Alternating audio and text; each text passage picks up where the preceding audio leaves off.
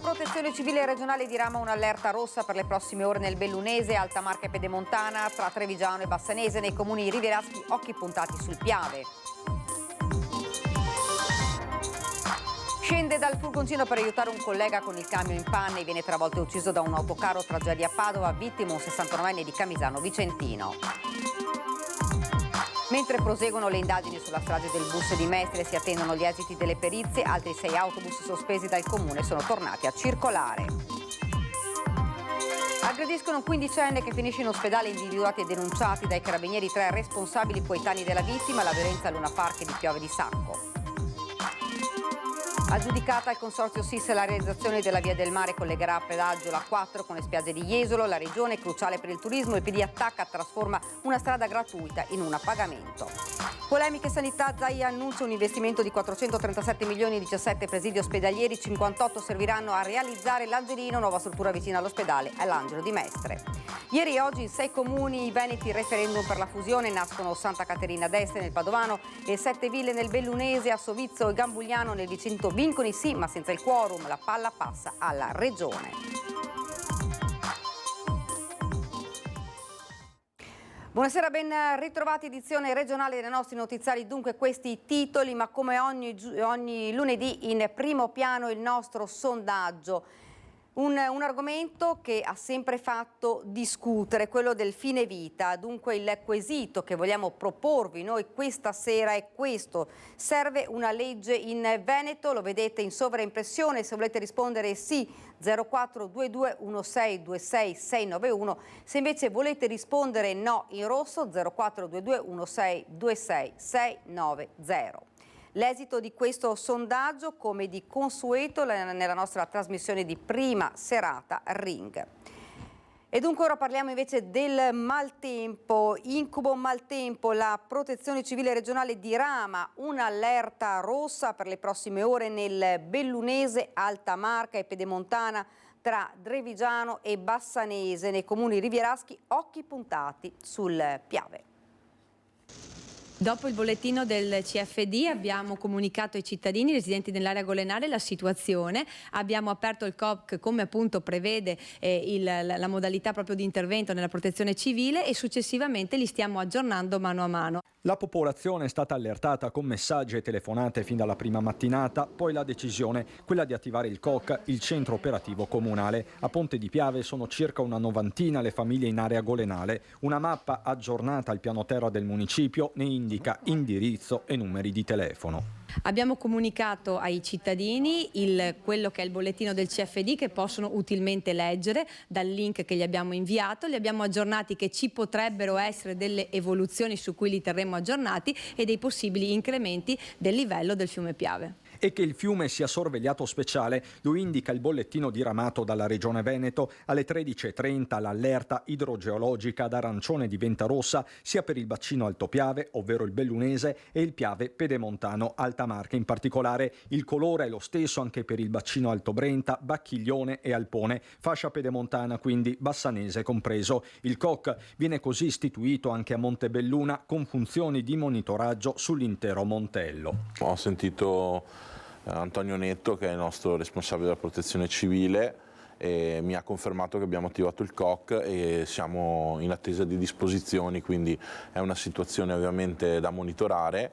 L'allerta idraulica è invece arancione in tutto il Veneto, dall'Adige al Tagliamento. Preoccupano i rovesci in quota ma anche il vento sul litorale. A Treviso città, dove in mattinata è piovuto dentro un'aula del tribunale, si accelera con la pulizia delle caditoie. La caduta delle foglie è avvenuta nei giorni scorsi, purtroppo abbiamo cominciato la raccolta, stiamo proseguendo proprio in queste ore con la pioggia, abbiamo 3 macchine operatrici fuori che stanno intervenendo nei luoghi ovviamente un po' più delicati. Anche da questo punto di vista serve collaborazione con i cittadini, quindi segnalate eventuali situazioni critiche.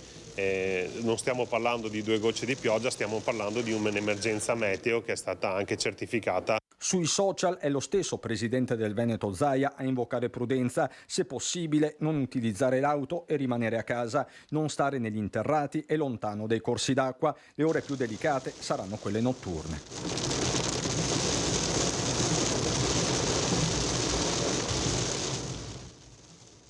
E dunque sono ore di apprensione lungo il Piave a Zensoni, il sopralluogo in area golenale del sindaco con il referente della protezione civile. 5 anni fa l'acqua lambiva il piano stradale, era sostanzialmente a 30-40 centimetri da dove siamo noi adesso, qui era tutto allagato. Un ricordo bruttissimo. Speriamo che questo preallarme che ci ha inviato la Regione attraverso il bollettino non si concretizzi ancora con un'emergenza di quella portata. Inevitabile tornare a Vaia e alla sua portata distruttrice qui a Zenson, dove sono circa 20 le famiglie residenti in area golenale, tantissimi campi coltivati, dalle viti al kiwi, tanti anche i sentieri in uno dei teatri più evocativi del primo conflitto mondiale. Il dialogo tra sindaco e protezione civile in queste ore è continuo. Lo stesso Dallanese, con il referente delle tute gialle Gaudenzio Cason, è stato in sopralluogo nella zona di Via Caduti in Guerra. Attiva anche la polizia locale che fa riferimento al comando di San Biagio. Stiamo valutando in base ai dati che ci stanno fornendo se è il caso di aprire il COC e in che momento aprirlo.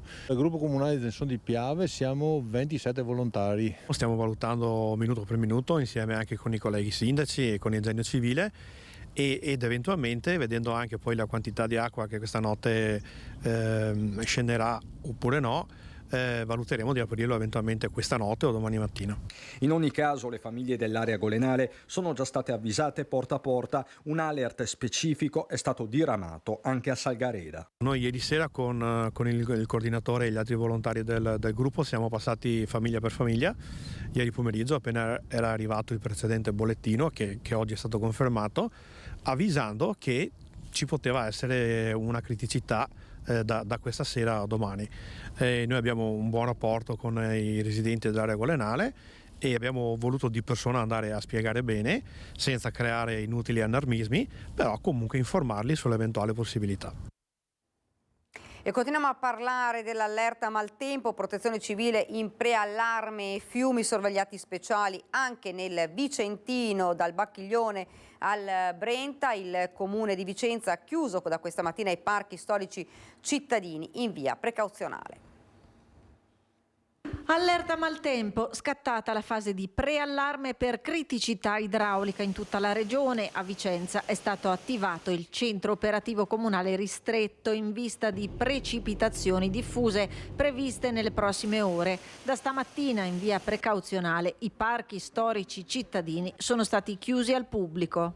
Abbiamo ritenuto opportuno aprire il COC anche in città di Vicenza. Abbiamo vissuto situazioni estreme negli anni, penso chiaramente al 2010, ma anche a tante altre situazioni di allerta e di grande preoccupazione, quindi in via precauzionale era importante essere subito pronti e subito attivi. Fiumi attenzionati speciali e poi invece allerta idraulica fino addirittura al 1° di novembre, quindi saranno giorni e ore di grande attenzione in cui dobbiamo monitorare la situazione minuto per minuto. Sorvegliati speciali i fiumi, allerta rossa in 3 bacini del Veneto per criticità idrogeologica dalle 14 di oggi fino alla mezzanotte di domani, tra cui l'area Alto Brenta, Bacchiglione, Alpone, ma vengono monitorati anche i torrenti. Attivato il COC in diversi comuni del Vicentino per vigilare sulla situazione. Indica la zona della Valle dell'Agno come zona attenzionata arancione per quanto riguarda il rischio idraulico e zona attenzionata rosso per quanto riguarda il rischio idrogeologico.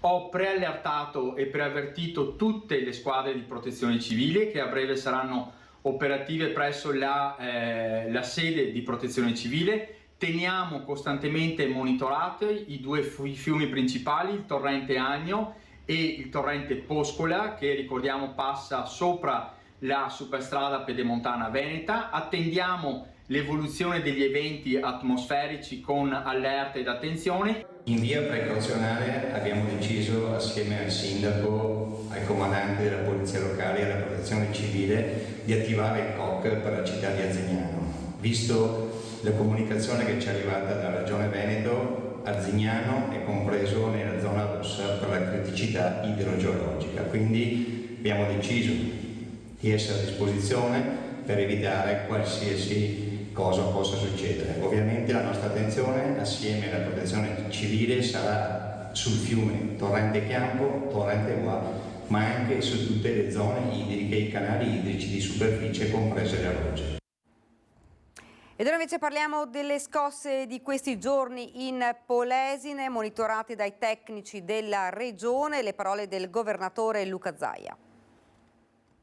Ci preoccupa, io sono già stato commissario del terremoto qualche anno fa, sempre del Polesine, ovviamente quel terremoto devastante che ha avuto l'Emilia Romagna. Ci preoccupa, non siamo noi tecnici, non vi so dire se siano scosse, diciamo, sono a profondità di 20 km, la zona di Ceneselli e quei comuni. Dico che i tecnici monitorano, noi attendiamo indicazioni, siano di assestamento o non lo siano, questo non ve lo so dire, non sono io che devo dirlo, lo dicono i tecnici. Ai cittadini faccio appello di restare sempre informati in maniera tale che se ci sono indicazioni le sappiano cogliere al volo. Siamo alla cronaca, tragedia questa mattina all'alba in zona industriale a Padova, un uomo di 69 anni è stato travolto e ucciso da un camion.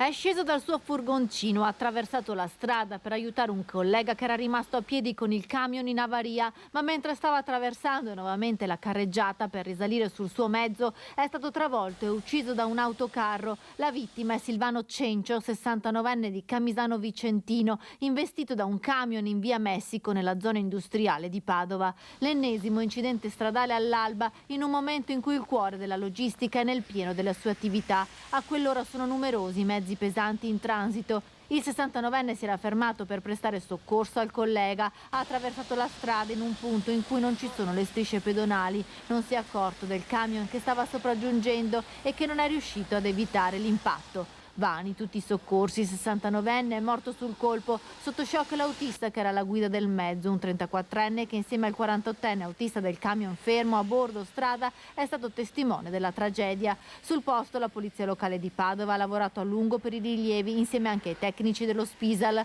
La procura nelle prossime ore potrebbe aprire un'inchiesta. Il conducente del camion che ha investito Silvano Cenci uccidendolo rischia di essere indagato per omicidio stradale. Mentre proseguono le indagini sulla strage del bus di Mestre e si attendono gli esiti delle varie perizie, altri 6 autobus sospesi dal comune sono tornati a circolare.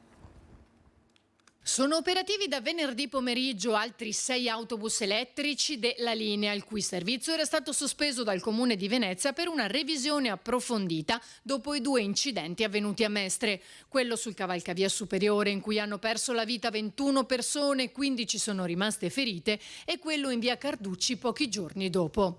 E così di 18 sospesi, 12 sono tornati in circolazione perché hanno superato i controlli. Ne restano 6 a dover superare questa revisione, dopodiché potranno tornare su strada insieme agli altri.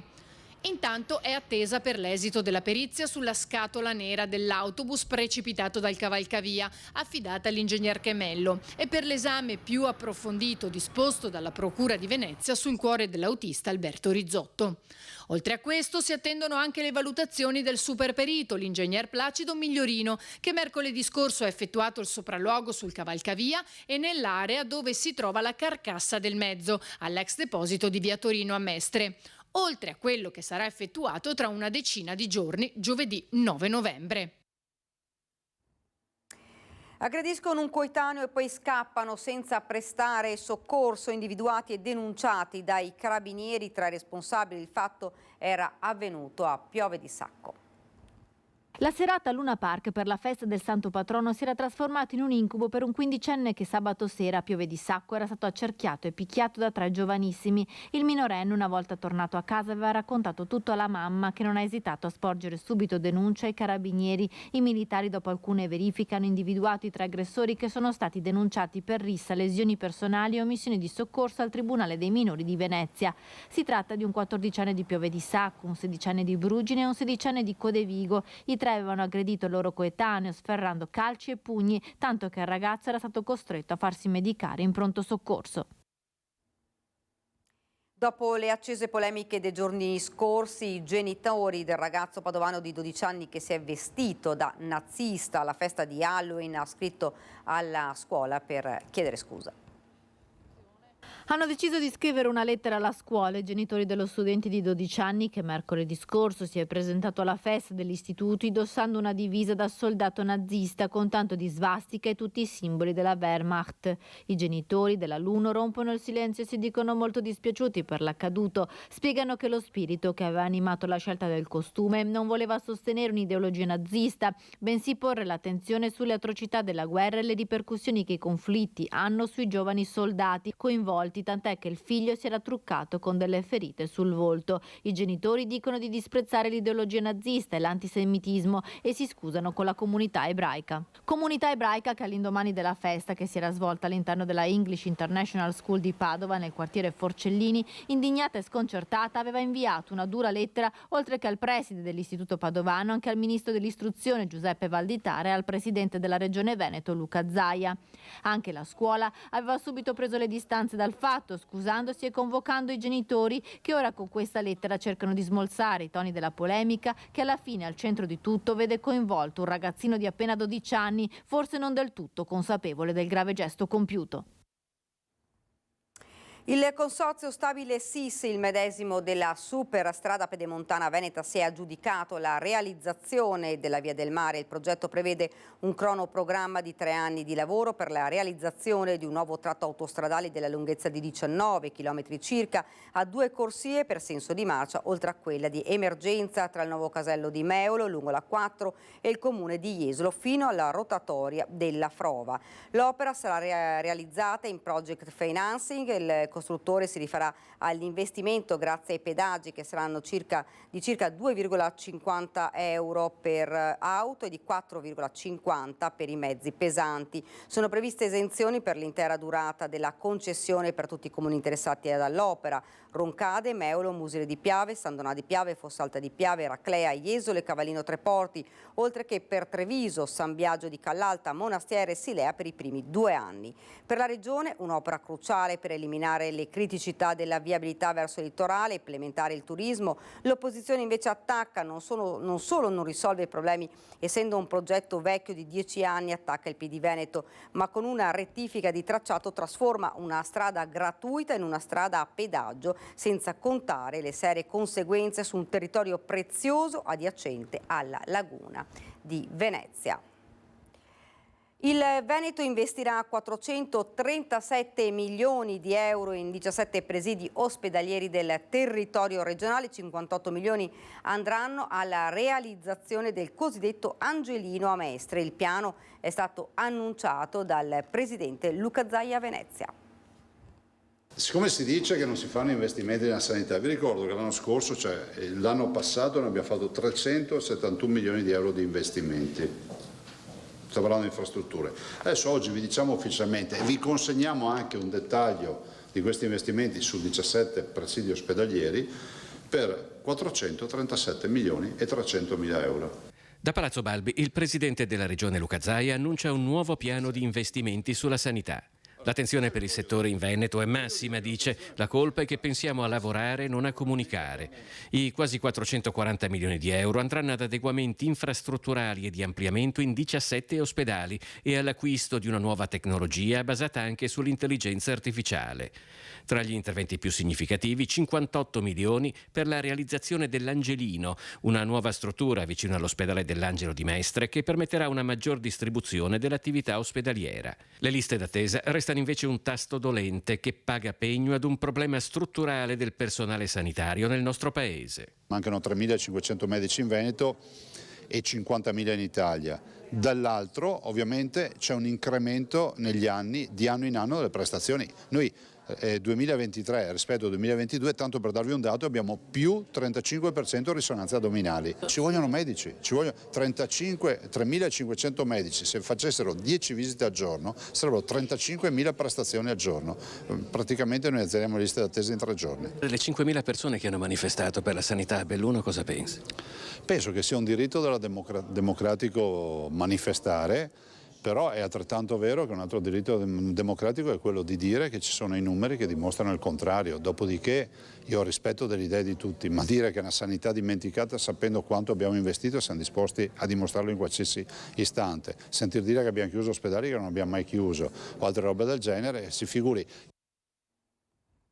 Il consorzio di tutela del prosecco conegliano Valdobbiadene tira un sospiro di sollievo. Oggi l'europarlamentare Paolo De Castro ha incontrato i produttori confermando l'approvazione del nuovo regolamento che metterà definitivamente fuori gioco il Prosek da marzo 2024 in tutta Europa.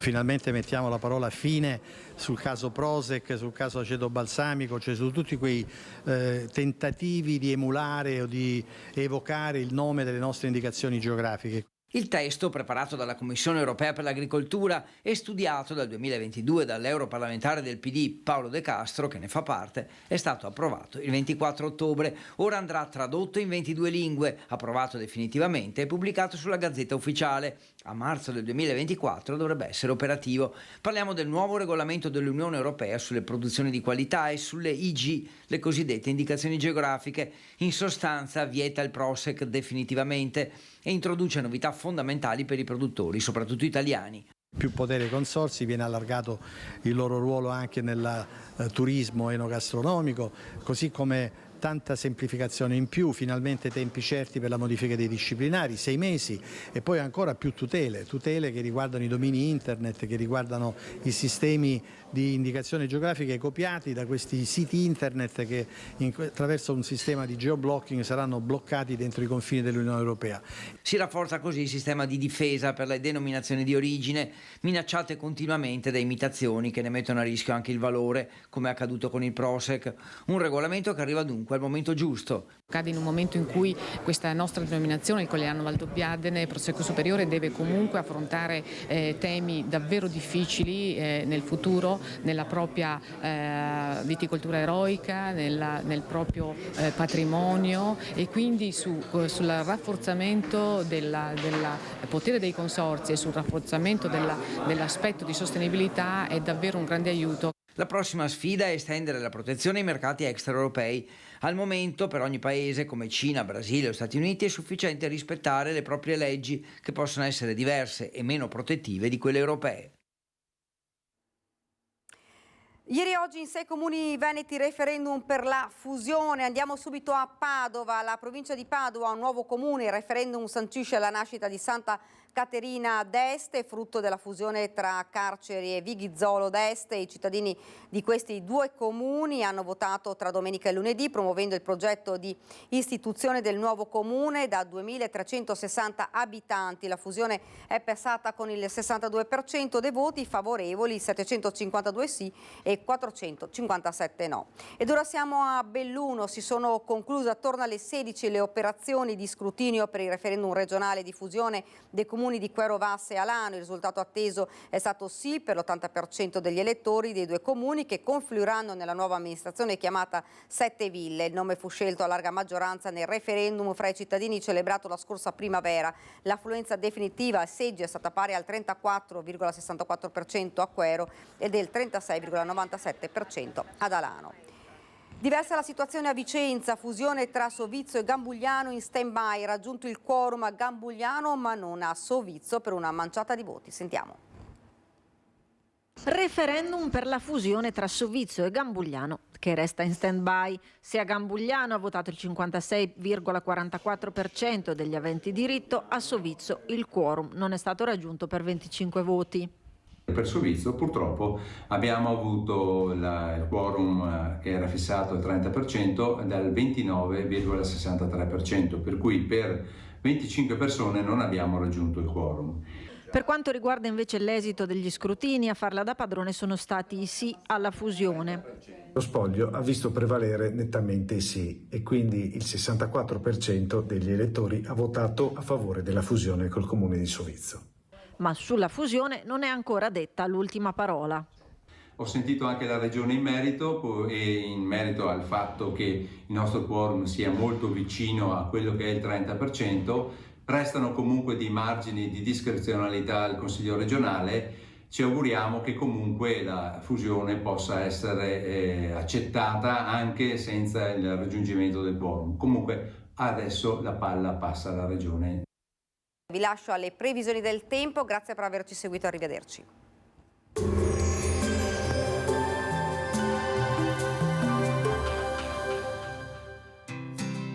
L'Unic Star, le uniche pagliette antibatteriche in commercio, prodotte anche per i marchi più importanti, sia nazionali che internazionali. Benvenuti al Meteo. Ponte di Ognissanti caratterizzato da un via vai di perturbazioni sul nostro territorio. Tempo instabile nella giornata di martedì 31 ottobre. Vediamo insieme i dettagli. Sul Veneto inizialmente il cielo sarà piuttosto nuvoloso, saranno poi probabili precipitazioni diffuse fino a parte della mattinata, poi in diradamento e in esaurimento entro il tardo pomeriggio sera, con qualche parentesi maggiormente soleggiata. Possibili criticità idrogeologiche, dunque prestare la massima attenzione. Temperature stazionarie o in lieve variazione, minime sui 4-12 gradi, massime tra 16 e 19 gradi all'incirca. Spostiamoci ora sul Friuli Venezia Giulia. Al mattino avremo piogge anche molto intense e abbondanti, dal pomeriggio miglioramento, alla sera più sereno. Temperature minime tra 8 e 14 gradi, massime sui 17-19 gradi. Infine diamo uno sguardo alla situazione del Trentino Alto Adige, dove sarà molto nuvoloso con rovesci quantomeno fino alle ore centrali della giornata, in seguito parziali schiarite. Temperature minime intorno ai 5 gradi, massime sui 19 all'incirca. Dal meteo di Antena 3 è tutto, grazie per l'attenzione, arrivederci.